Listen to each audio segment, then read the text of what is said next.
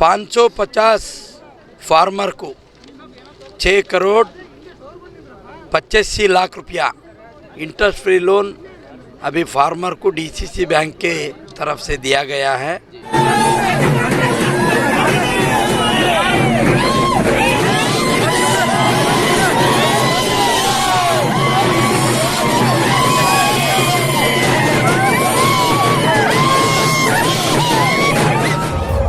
JTV Malkhed, आपका channel, आपकी आवाज।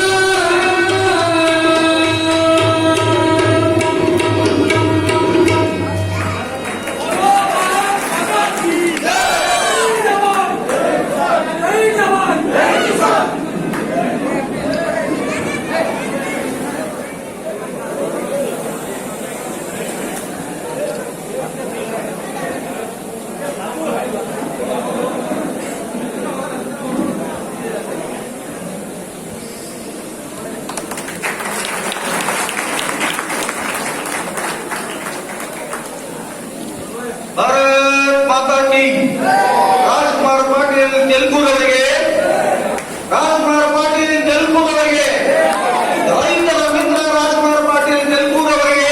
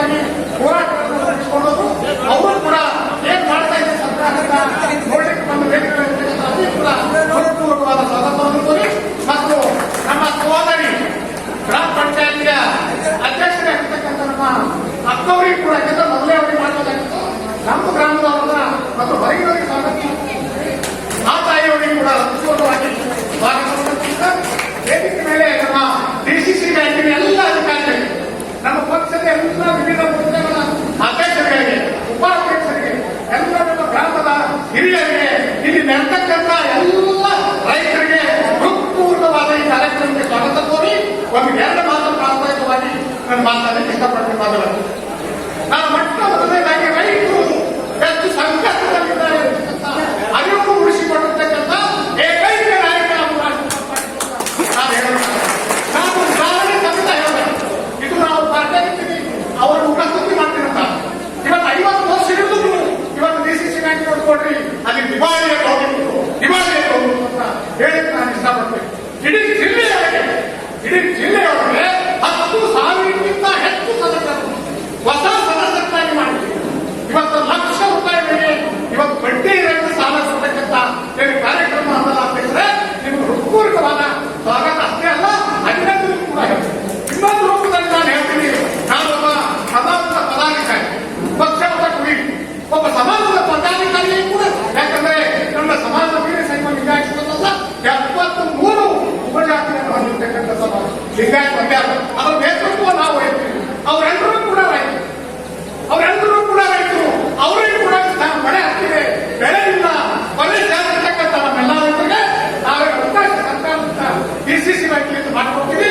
ಸಮಾಜದ ಪರವಾಗಿ ತುಂಬಾ ಹೃದಯವನ್ನು ಸಲ್ಲಿಸಿ ಇನ್ನು ಶಾಸಕರಾಗಿ ಅಷ್ಟೇ ಅಲ್ಲ, ಹೆಚ್ಚಿಗೆ ಈ ಸರ್ಕಾರ ಮಂತ್ರಿಗಳಾಗಿ ಕೂಡ ಕೆಲಸ ಮಾಡೋ ಭಾಗ್ಯ ಸೇಡನ್ನು ನಾಗರಿಕ ಭಾಗವಿ ಅಂತಕ್ಕಂಥದ್ದು ಕೂಡ ಹೇಳ್ತಾ, ಇನ್ನೊಂದು ಕೂಡ ನಮ್ಮ ಭಾಗಕ್ಕೆ ಒಂದು ಒಳ್ಳೆಯ ಕೆಲಸ ಮಾಡಿರ್ತಕ್ಕಂಥ ಅದು ಕೂಡ ನೆನಪಿಸಬೇಕಾದ್ರೆ ರೈತರ ಪರವಾಗಿರ್ತಕ್ಕಂಥದ್ದು ಸುಮಾರು 600 ಕೋಟಿ ಯಾವ ನೇತೃತ್ವ ಜನಸೇವಾ ನೇತೃತ್ವ ಕೂಡ ಬಹಳ ಹೆಚ್ಚೆಚ್ಚನ್ನು ಮುಖ್ಯಮಂತ್ರಿನ ಕರೆದು ಅದು ಶಂಕು ಸ್ಥಾಪನೆ ಮಾಡತಕ್ಕಂಥವ್ರು ಕೂಡ ಇದ್ದಾರೆ.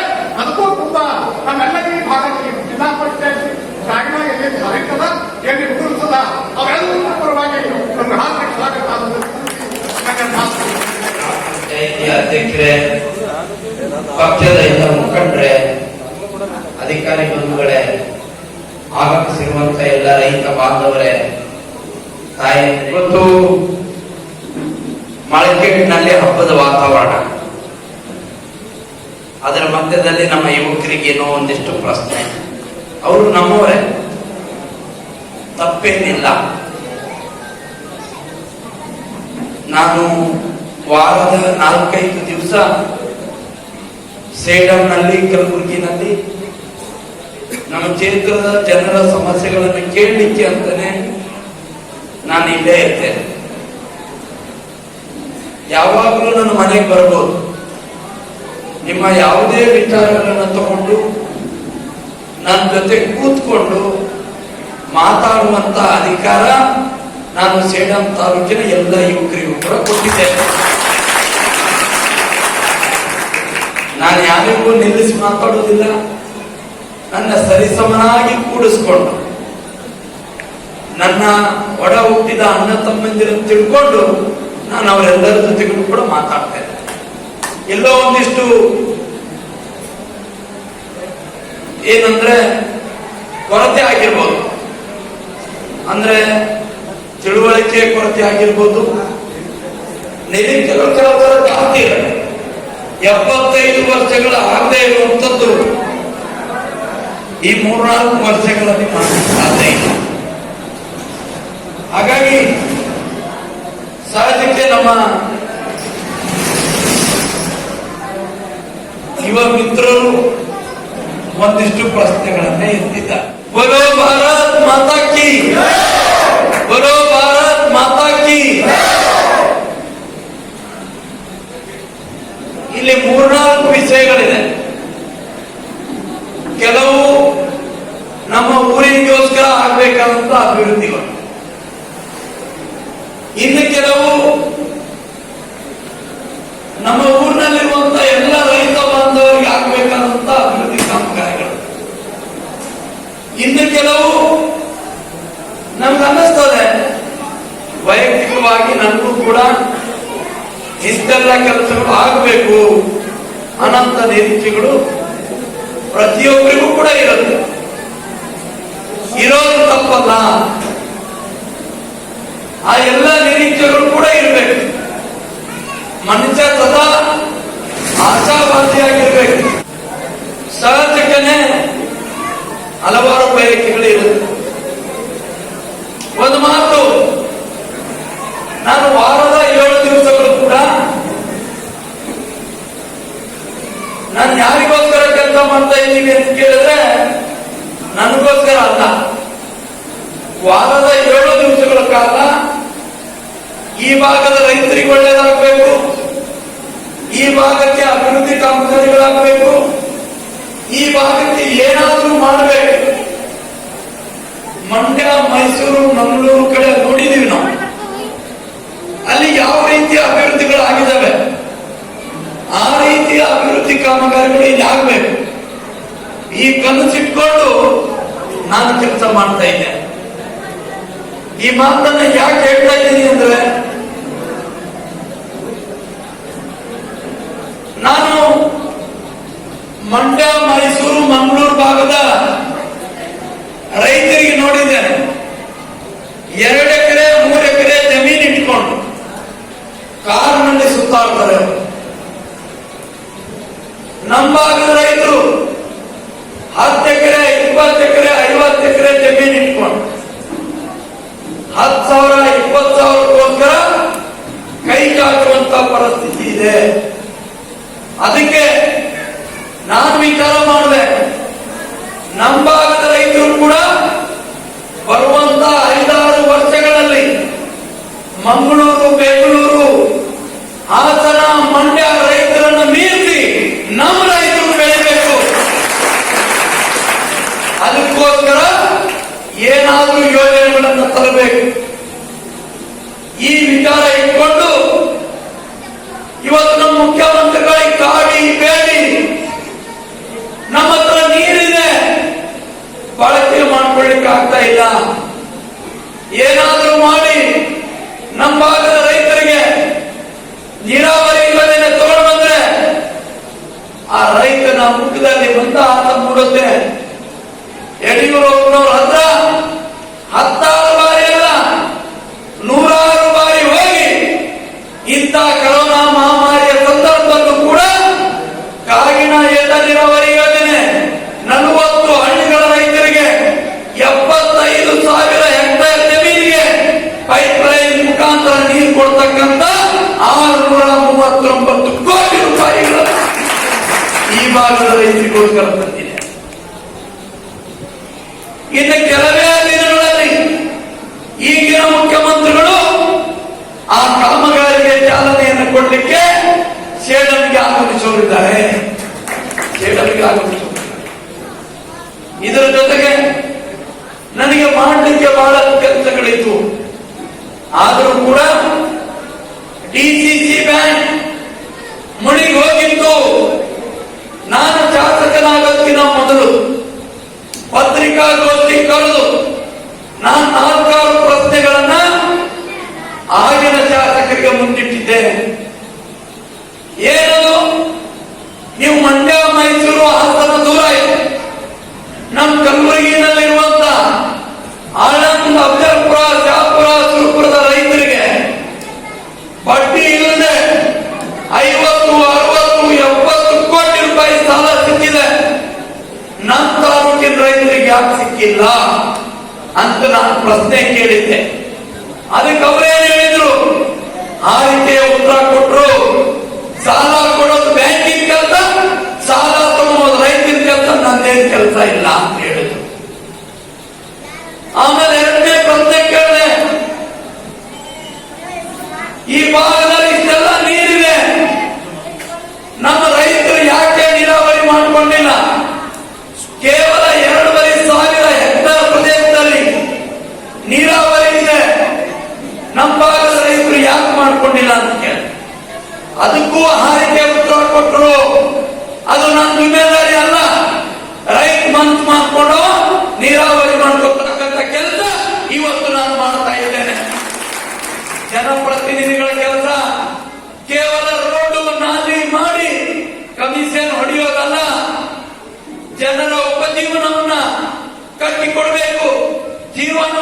ಕೊಡ್ತಕ್ಕಂತ ದೂರದೃಷ್ಟಿಯ ಯೋಜನೆಗಳನ್ನು ತರಬೇಕು. ರೈತ ಸಂತೋಷದಲ್ಲಿದ್ರೆ ಈ ಇಡೀ ದೇಶ ಸಂತೋಷದಲ್ಲಿ ಇರಲಾರುತ್ತೆ. ಇದು ನನ್ನ ಕನಸು. ಆ ರೈತರಿಗೋಸ್ಕರ ನೀರಾವರಿ ಯೋಜನೆಗಳನ್ನು ತರ್ತಕ್ಕಂಥ ಕೆಲಸ ಅವತ್ತು ನಾನು ಶಾಸಕನಾಗೋದಕ್ಕಿಂತ ಮೊದಲಿದ್ದಂಥದ್ದು 2,500 ಎಕರೆ ಜಮೀನಿನಲ್ಲಿ ನೀರಾವರಿ.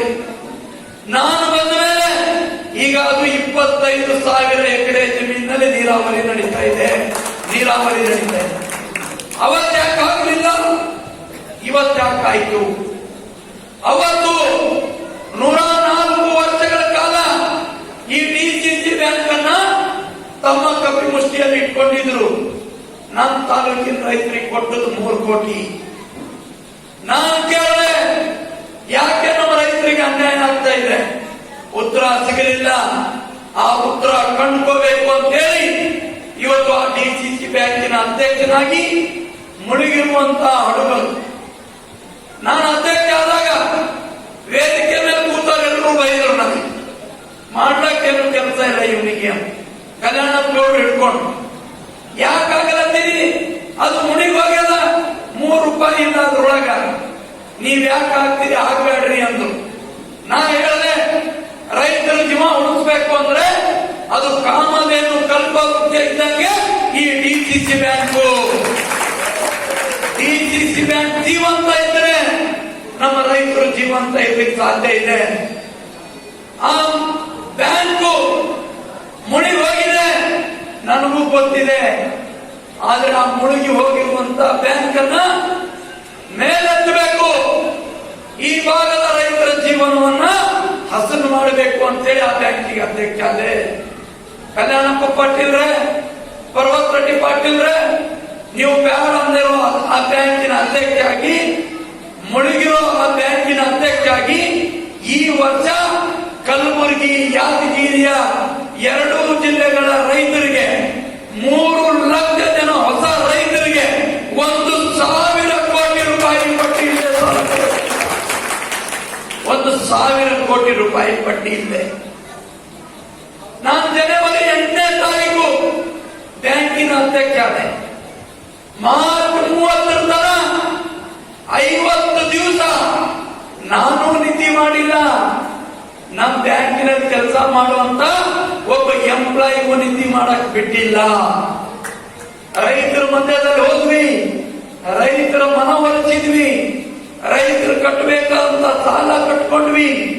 ಯಡಿಯೂರಪ್ಪನವ್ರ ಹತ್ರ ಹೋದ್ವಿ, ನವಾರ್ಡ್ ಹತ್ರ ಹೋದೆ, ದಿಲ್ಲಿಗೆ ಹೋದೆ. ನಮ್ ಬ್ಯಾಂಕ್ ಉಳಿಸ್ಲಿಕ್ಕೆ ಏನೆಲ್ಲ ಬೇಕೋ ಆ ಎಲ್ಲ ಕೆಲಸ ಮಾಡಿ ಇವತ್ತು 1,000 ಕೋಟಿ ರೂಪಾಯಿ ತೆಗೆದುಕೊಂಡು ಬಂದಿದ್ದೀನಿ. 1,000 ಕೋಟಿ. 1,000 ಕೋಟಿ ನಿಮಗಿದು ಕಡಿಮೆ ಅನಿಸಬಹುದು. 1,000 ಕೋಟಿ ರೈತರು ಯಾರ ಸಾಹುಕಾರ ಹತ್ರ ಸಾಲ ತಗೊಂಡು ಬಂದ್ರೆ 1 ವರ್ಷಕ್ಕೆ 350 ಕೋಟಿ ರೂಪಾಯಿ ಬಡ್ಡಿ ಆಗ್ತದ್ರಿ. 350 ಕೋಟಿ ರೂಪಾಯಿ ಬಡ್ಡಿ.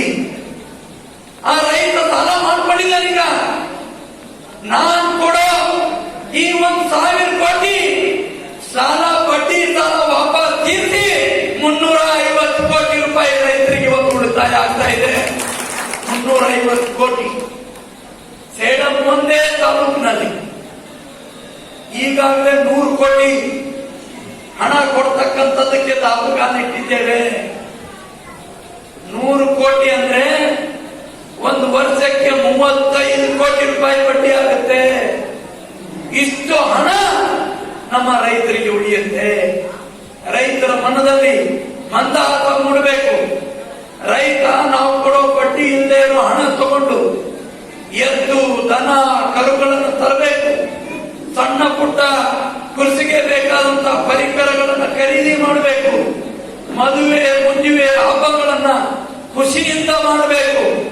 ಈ ಕನಸಿಟ್ಕೊಂಡು ನಾವು ಈ ಸಾಲವನ್ನು ಕೊಡ್ತಾ ಇದ್ದೇವೆ.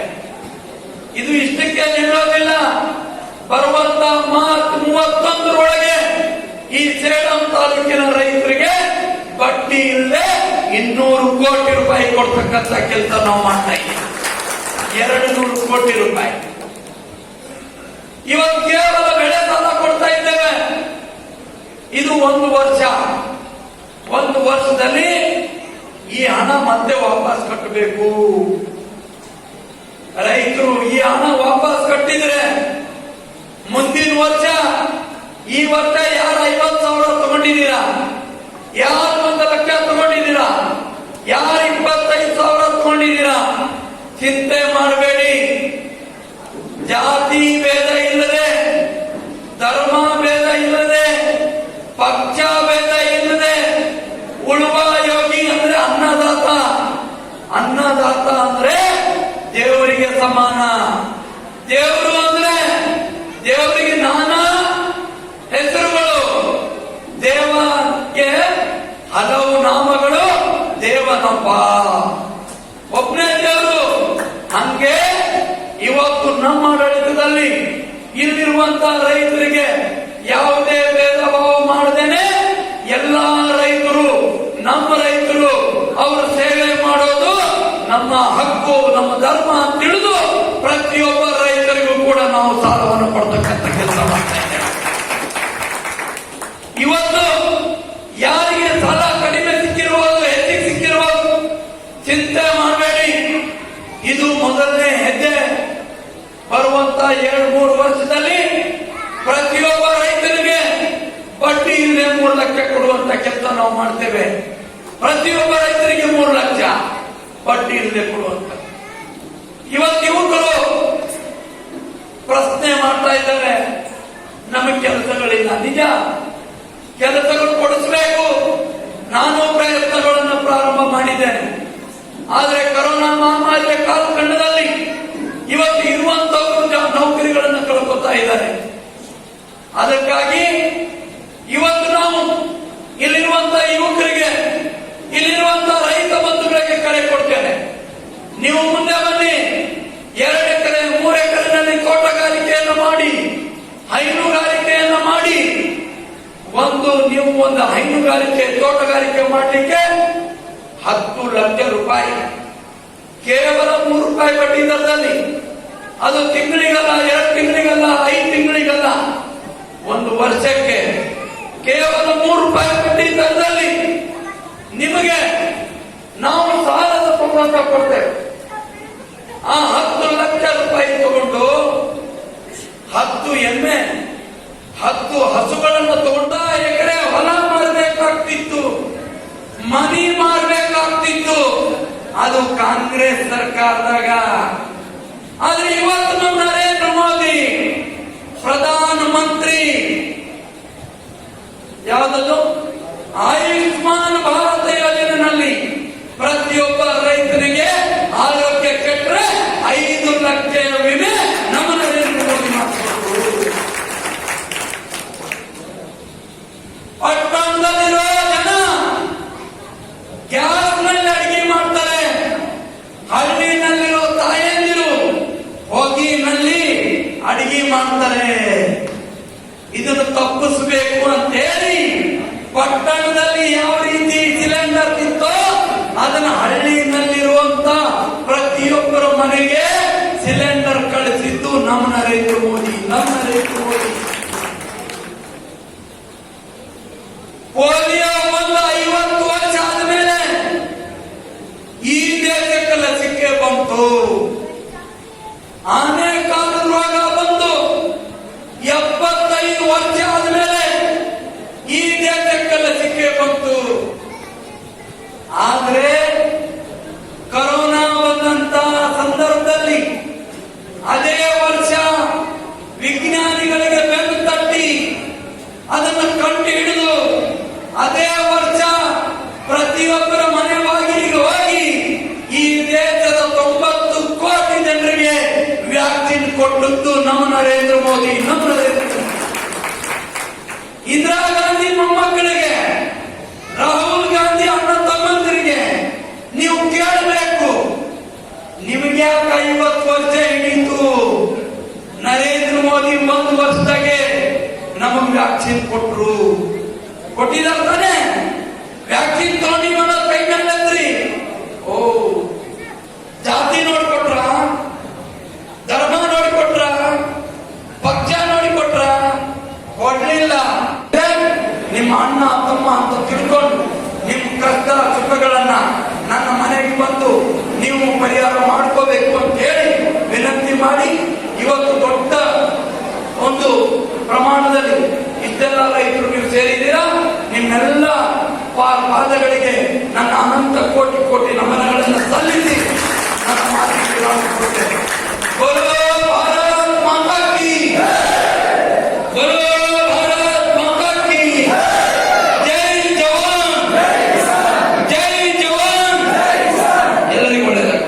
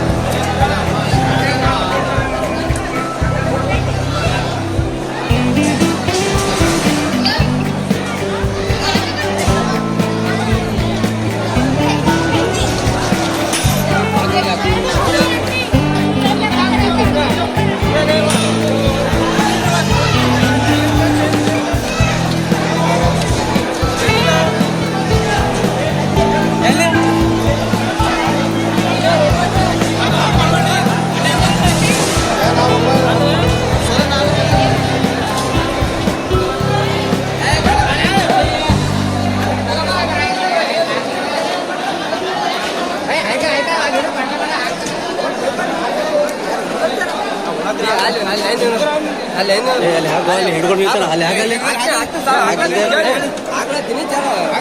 ಹಾಕಲ್ಲ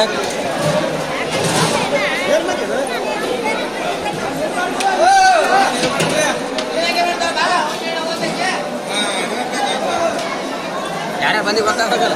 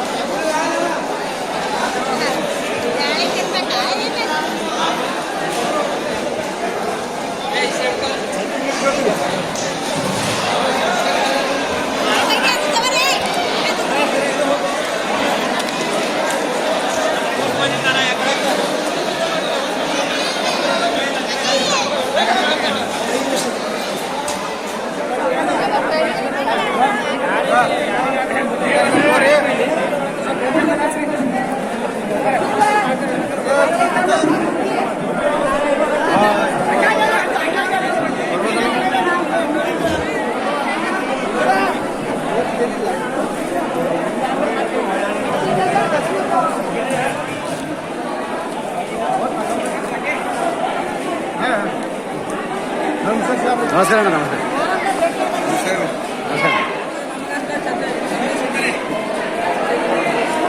ಗುರುಗಳೇ ಐತ್ರಿ ಊಟ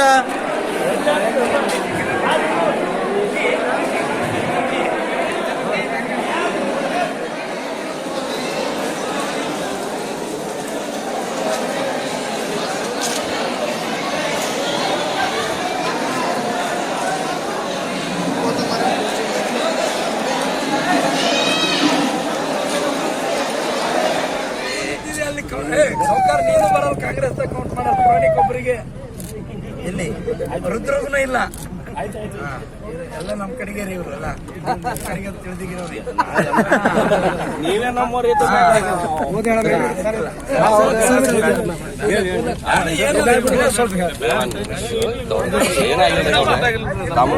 ಅಧ್ಯಕ್ಷತೆಯಲ್ಲಿ ಬೈಬಾತ್ರ ಮಾಡಕ್ ಕೊಟ್ರ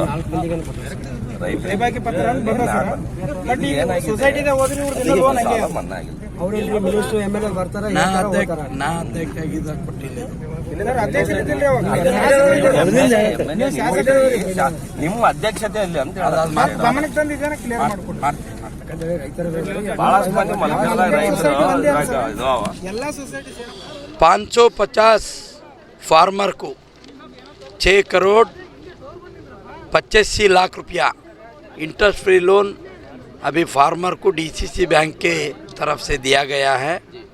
और आने वाले दिन में अभी भी फार्मर चाहते हैं तो अभी भी ज़्यादा लोन हम देने के लिए रेडी है। इस लोन लेके फार्मर आगे आना चाहिए, उसका जो प्रोडक्शन हो उसका कमाई हो डबल होना चाहिए। उस हिसाब से फार्मर को मदद करने के लिए डीसीसी बैंक कभी भी तैयार है। मैं फार्मर को इतना ही विनती करता हूँ, कभी भी वो लोन को ज़्यादा हो गया बोल के कभी भी आत्महत्या करने के लिए सोचना नहीं है। राजू कुमार पाटिल और डीसीसी बैंक कलबुर्गी उनके साथ में है, वो चिंता नहीं करने का बोल के मैं बोलने के लिए इधर आया हूँ। और आज इधर थोड़े फार्मर ने मुझे यहाँ मेमोरेंडम दिया हुआ है। कुमार स्वामी जी जब सीएम थे तब जो लोन वेवर का एक प्रमाण पत्र दिया है वो लोगों को अभी तक पैसा नहीं पहुंचा है। तो मैं इसके बारे में इंक्वायरी करता हूं और तुरंत उसका जो भी है उसका मैं कोशिश करके उसका समस्या हल करने के लिए कोशिश करता हूं। आज का जो प्रोग्राम गया आपका किसानों के बारे में, आप सक्सेसफुल ये किसानों तक ये योजना पहुंचाने के लिए हम मनोकामना करते हैं सर। और एक बात ये है सर, जो इससे पहले जो मुंगारू जो वितरण के था सर, उस बारे में भी आपने भी किया, दूसरे कई लोगों ने किया सर, इसका फल अब तक किसी को नहीं मिला सर। मिलेगा, आने वाला 2-3 महीने के अंदर उनको न्याय मिलेगा। हम सरकार से बात किया है, अधिकारी लोगों से बात किया है और जो इंश्योरेंस कंपनियां हैं उन लोगों से भी हम बातचीत करे हैं। 2-3 महीने के अंदर फार्मर को अच्छा न्यूज़ मिलने वाला है।